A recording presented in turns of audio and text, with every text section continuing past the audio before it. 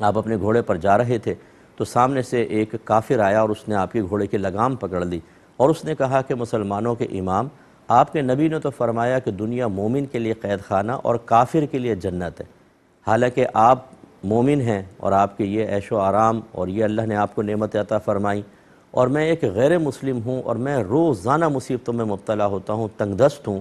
تو آپ کے لیے تو دنیا جنت ہے اور میرے لیے قید خانہ ہے۔ تو آپ کے نبی کا فرمان ٹھیک کیسے ہوا؟ امام اعظم ابو حنیفہ رضی اللہ تعالی عنہ نے فرمایا کہ اللہ کے فضل و کرم سے جب میں جنت میں جاؤں گا نا تو وہاں کی نعمتیں ایسی ہیں کہ مجھے دنیا قید خانہ ہی معلوم ہوگی،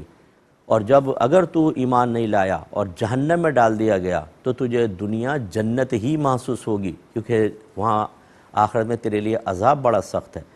تو یہ آپ نے حکیمانہ جواب دیا۔ اسی طرح ایک دفعہ آپ کا مناظرہ ہوا اور آپ نے ایک دہریے کو بڑے زبردست دلیل سے قائل فرمایا، لیکن چونکہ بھی ٹائم کم ہے انشاءاللہ آپ نے